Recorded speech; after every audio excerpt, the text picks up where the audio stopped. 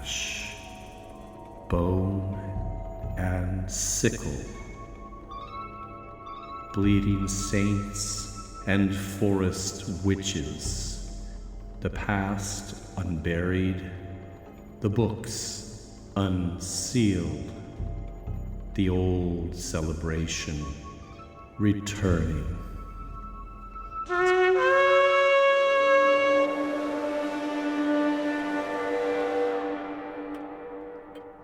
Hello and welcome to my study. Please come in and have a seat.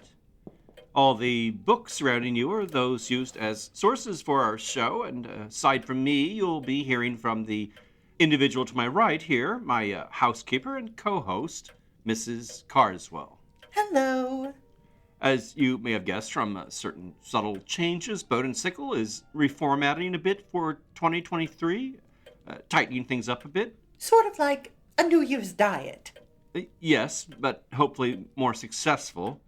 Rather than the one long 45-minute show that you'd been streaming monthly this year, you'll be getting two shorter episodes twice monthly, each of about half the length of the old longer show. Shorter shows like the patrons receive, but they get 3, not 2. Right. We've shared a few of these in the past, the marvelous and rare episodes, little snippets from books of curiosities compiled in the 1800s, and also single topic shows like tonight's, which comes from an old newspaper account. And there will be one on a Viking funeral, and another on curious epitaphs found in cemeteries, and so on. I'll be reading some ghost stories and some folk tales. And you'll be closing each episode with a poetic reading, a bit of verse. Which was not my idea. Carswell's Corner, I'm calling it. I'm fine doing it, and some of the poems are actually clever enough, but they're all so morbid. Yes, I've been selecting the very best. It's just not really my thing. It should be something like Ridenhour's Corner, read by Mrs. Carswell. Well, yes, that trips off the tongue. I know you like your alliteration and dark things. Murder, suicide and dismemberment. Yes, I do, particularly if it's rhymed. Anyway, I appreciate you wanting to give me a special role. We'll see where it all goes. What about your news? Yes, I am writing another book this year. The publisher of my Krampus volume is interested in a sort of sequel. I shouldn't say too much about it yet, but because that project will be occupying much of my time, the 2023 shows will have to be less research intensive. It's also always good to freshen things up. Isn't that what you're supposed to do when a new year starts? I suppose. I don't think anything rhymes with dismemberment, by the way. No? Well, what about,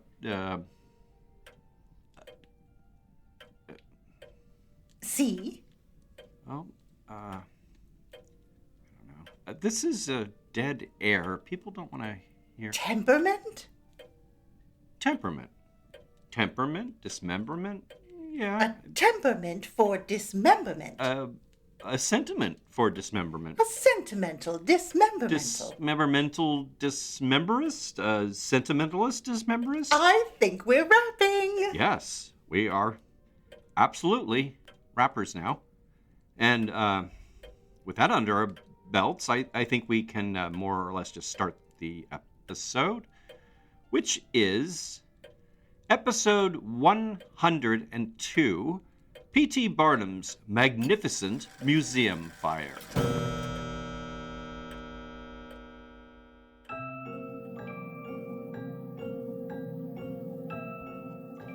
I am your host, Al Ridenhour, and this show, Bone and Sickle, examines the intertwining of horror and folklore in a historical context. I started the show as a way to further explore this area of intersection after writing my book, The Krampus and the Old Dark Christmas, and am currently working on a related volume. Bone and Sickle only exists thanks to the generosity of our Patreon donors, who receive monthly rewards, including additional episodes. I'll have more on all that at the end of our show.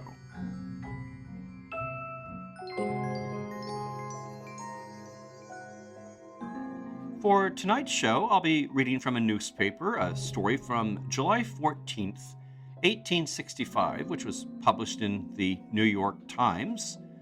It's about the Great Fire which had destroyed P.T. Barnum's American Museum the day before.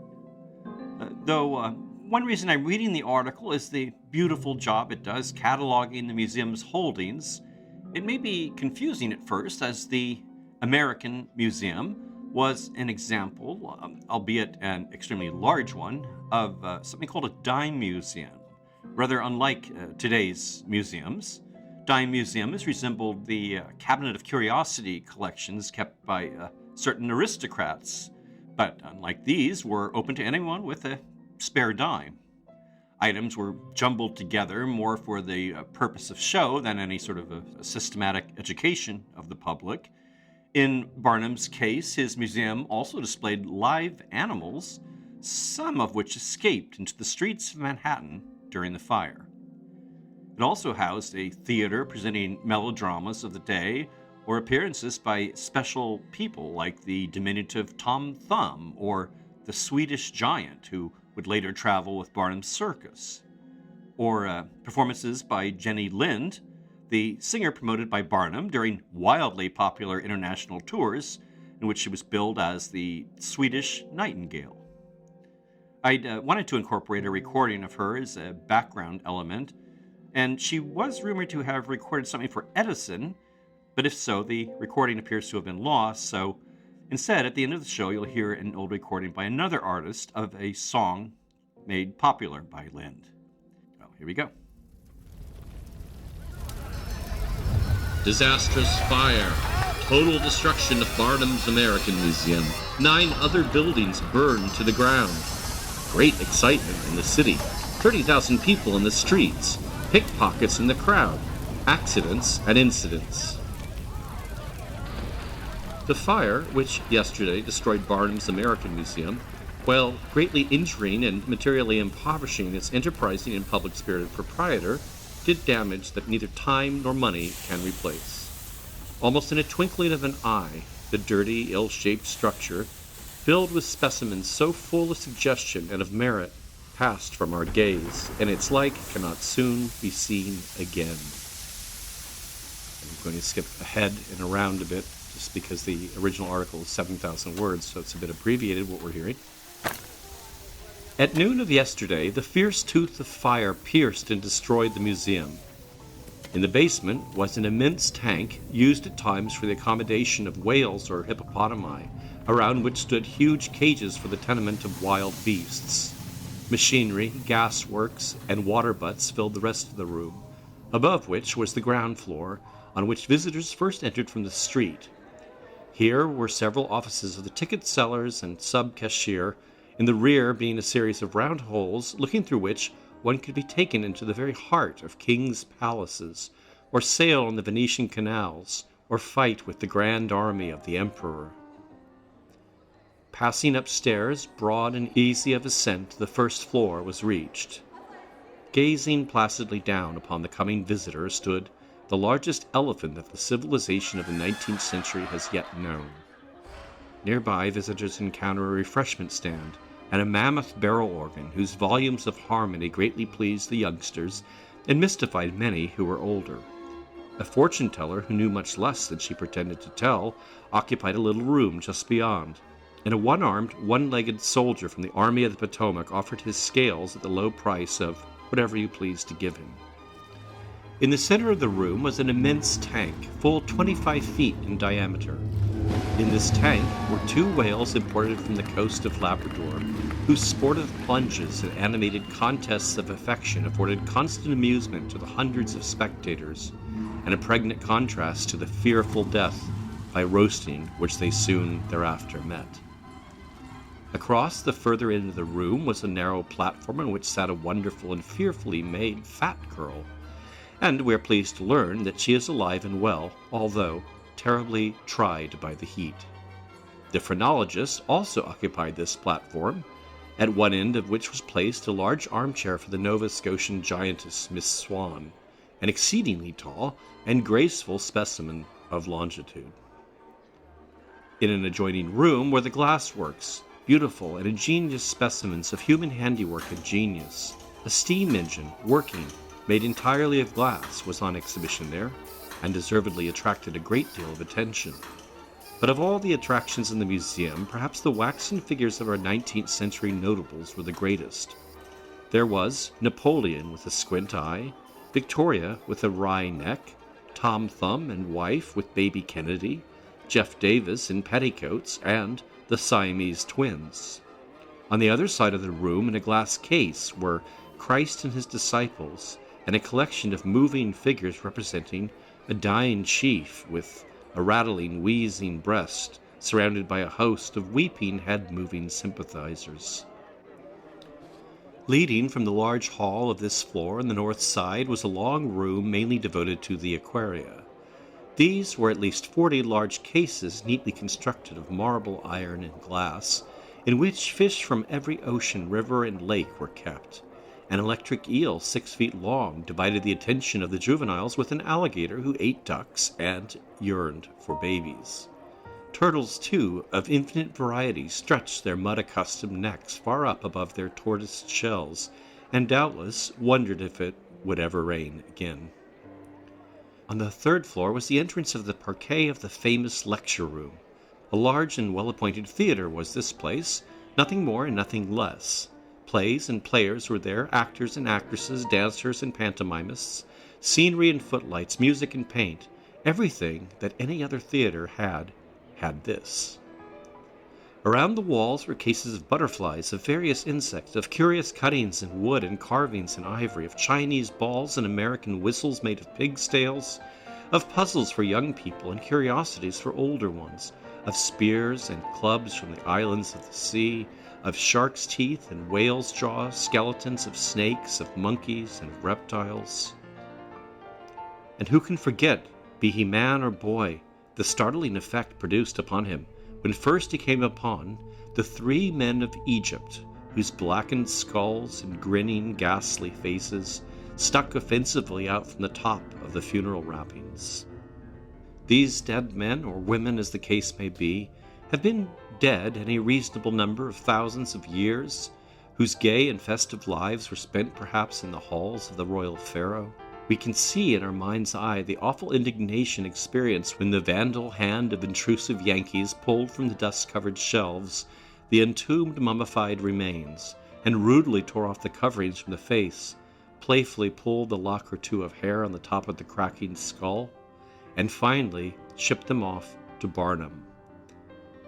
How they must have groaned as the old ladies looking on uttered, "Oh, Lord," and the young boys expressed a desire to furnish them with spitball eyes, and how have they wondered whether they would be able at the day of universal resurrection to find their friends in Egypt at a moment's notice. Poor perturbed spirits, perhaps they have settled all these points and were resting secure in the promise of some reunion with their kin, only to be rudely awakened from their ease by the startling cry of "Fire!"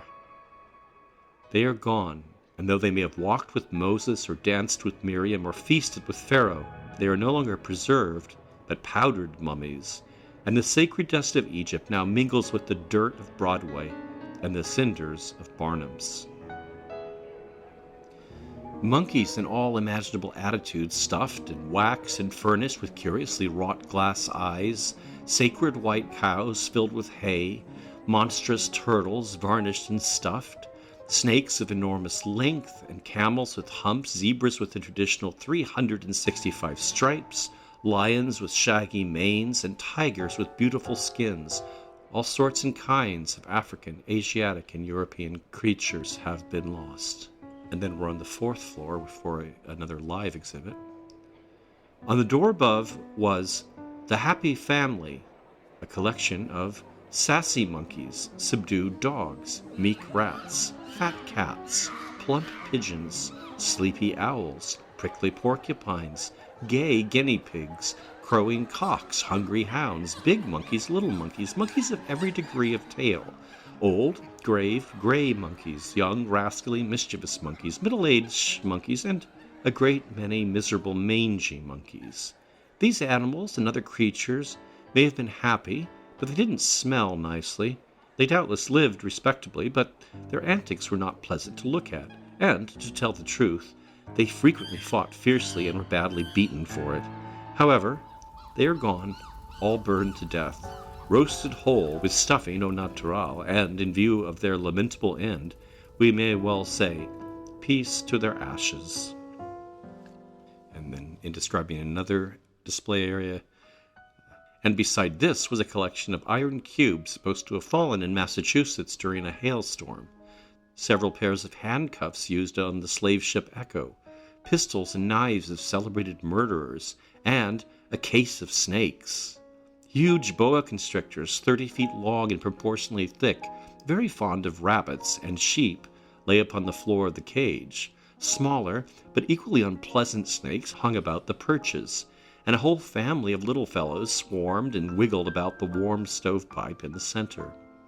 These could not have been saved in any way. Their mortal coils were heated quickly, their cages burned, but it is probably a correct supposition that the hot breath of flame suffocated them before they could reach the ground and join the other reptiles on the lower tier. Out of this vast collection, nothing of value was saved. A few stuffed birds are in the hands of fellows who fancied them, but we hear of nothing else. The wax figures ran down to the lower floor, but of course their fat was all in the fire, and they but added to the fury of the flames. All is gone, and nothing saved. Mr. W.B. Harrison, the extemporaneous and comic singer, had some adventures in his attempts to escape. He reports that while in his dressing room he heard considerable noise on Broadway, and thinking it to be merely a fireman's diversion, he went to look out the window, and in this found great difficulty, so dense was the smoke beneath the stage. At length, succeeding in securing his character wigs and cash-box, he determined to leave the building. On reaching the main salon where the wax figures stood, he found great confusion. Mr. Harrison says that one man had the Jeff Davis effigy in his arms and fought vigorously to preserve the worthless thing, as though it were a gem of rare value. On reaching the balcony, the man, perceiving that either the inanimate Jeff or himself must go by the board, hurled the scarecrow to the iconoclasts in the street. As Jeff made his perilous descent, his petticoats again played him false, and as the wind blew about them, the imposture of the figure was exposed. The flight of dummy Jeff was the cause of great merriment among the multitude, who saluted the queer-looking thing with cheers and uncontrollable laughter. The figure was instantly seized and bundled off to a lamp-post in Fulton Street, near St. Paul's Church, and there formally hanged. The whales, of course, burned alive. At an early stage of conflagration, the large panes of glass in the great whale tank were broken to allow the heavy mass of water to flow upon the floor of the main salon, and the Leviathan natives of Labrador, when last seen, were floundering in mortal agony, to the inexpressible delight of the unfeeling boys who demanded a share of the blubber. The large cage in which were confined the anacondas, pythons, and other gigantic specimens of the Ophidian tribe was capsized, and the tenants thereof were suffered to wander whither their fancy led. Naturally enough, they took advantage of their newfound liberty, and soon were traveling down the stairs to the infinite astonishment and alarm of the multitude. True to his taciturn habits, the alligator failed to make the slightest attempt at escape. While the fire was at its height, a grotesquely shaped substance sprang from the roof of the building and landed in the street. "That's the kangaroo!" shouted the multitude, and a rush was made for the place where the object alighted. But it was not the kangaroo. It was a pair of leggings formerly worn by Big Thunder, an aboriginal Indian, during his sojourn at the museum. The crowd felt much disappointed at finding no kangaroo, and a general exclamation of sadness was uttered by the spectators. The firemen, in their endeavors to save the property, exhibited a penchant for curiosities. One fireman was seen emerging from the building with a stuffed owl in his hands. Another fastened on one of the wax figures, and it is said that Mr. and Mrs. Tom Thumb and Baby are among those things that in this way disappear. Also, that several other curiosities have been saved and will doubtless be restored to Mr. Barnum. The fat woman and the giantess made their way out without difficulty, but hastened to conceal themselves from public exhibition in their hotel. At 1:30, a cry burst from the concourse which stood in the square at Fulton and Vesey Street that a woman was being saved from the fire. Curiosity was on tiptoe to discover that lady and behold the operation by which she was saved from a terrible death. The crowd did not have to wait long to witness the coveted scene of sacrifice and gallantry, for a lady, attired in a pink dress, was handed down from story to story by parties inside. The form waved to and fro as if in a faint, and the assemblage became more and more interested in her fate. As it was lowered, loud cheers arose from the multitude, who rushed, despite the effort of the police, to see the woman. They were, however, doomed to disappointment, for the woman proved to be one of the valuable wax figures which stood near the well-known form of Daniel Lambert the Giant and the somewhat baby-faced Lord Byron. The involuntary deception created great merriment among the people. At about this time, some person shouted, "The snakes are loose!" and at the same moment a terrible explosion was heard, and the horror-stricken throng fell back in a fearful panic. The real cause of this panic was the whistling of a steam fire engine on the corner of Vesey Street and Broadway. The whistle, or rather scream, of this engine is a capital counterfeit of the shriek of an elephant when in fear of danger, and the similarity caused some thoughtless persons to cry out, "The elephant is coming!" That added to the snake alarm was enough. With one impulse, the compact mass faced about and ran in any direction available. We stood in the doorway of a small store in the Astor House, and in a twinkling we saw and felt something very like a whirlwind. A surging sea of heads, of pale faces, staring eyes, outstretched arms, and the sound of inarticulate cries of anguish. In 2 minutes it was over, and in that time 100 people were more or less injured, but we believe none were killed. There were several minor panics during the fire. The sound of an explosion was heard about 1:30, and immediately at least 1,000 people scampered out of the way. A great number of men fell down, and at least 100 hats were lost. Boys were even going about with half a dozen hats on their hands, and more hapless men were hatless. A report was started at one time that an escaped lion from the museum was rushing down Broadway, and the result was a sudden flight of a few nervous people who, imparting their terror to others, brought about quite a stampede. The only curiosities reported to have been saved beside the fat woman, who was taken in charge by a policeman, were the live seals and a case of rare coins. Owing to the rapid progress of fire, great haste was required in removing anything. Accordingly, portions of theatrical wardrobe which had been used in Camille and the various melodramas and farces which were acted daily in the lecture room were thrown from the window to the street. The burdens taken away were many and various. Birds, pictures, glass machines, heavy trunks stuffed with foreign fowl, and other articles were seen for a few minutes at all points near the museum in the hands of those who had just left it. Mr. Barnum constantly labored to keep his museum up to the times, adding daily to the collection of curiosities and varying and increasing the other attractions, and his efforts were rewarded by a constant increase in popularity. People knew that there was a good deal of humbug about the place, but this they good-naturedly accepted and laughed at, while the intrinsic value of the museum as a whole was generally acknowledged. There was no place in the city where an equal amount of rational entertainment could be obtained at a price which was within the reach of the poorest, and its destruction has occasioned universal regret.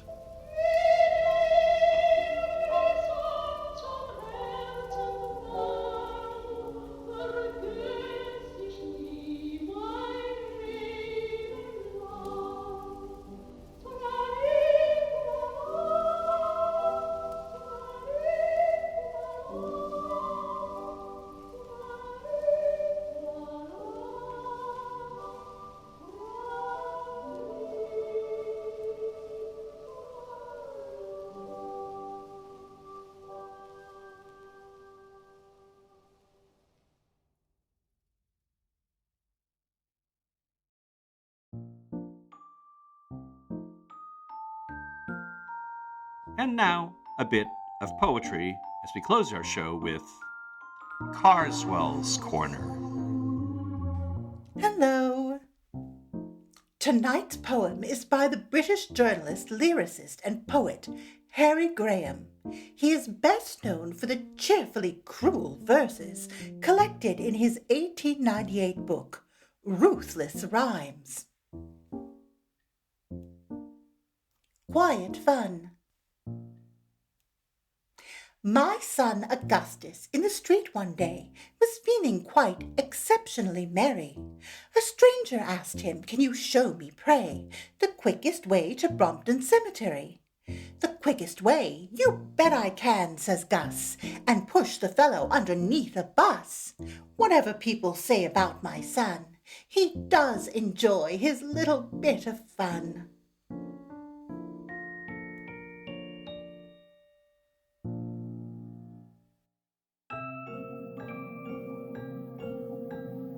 I hope everyone's been enjoying our show and that you might have the opportunity to leave a review if you do.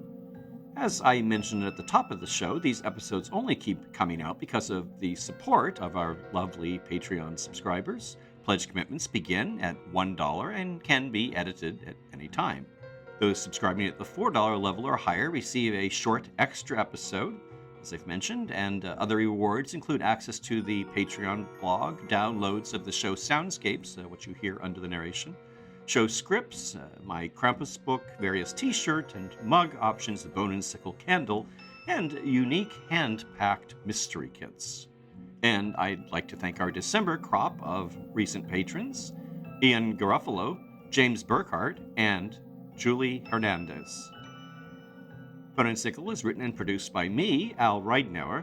Mrs. Carswell is played by Sarah Chavez, whose projects and writing related to death and culture you can track at sarah-chavez.com.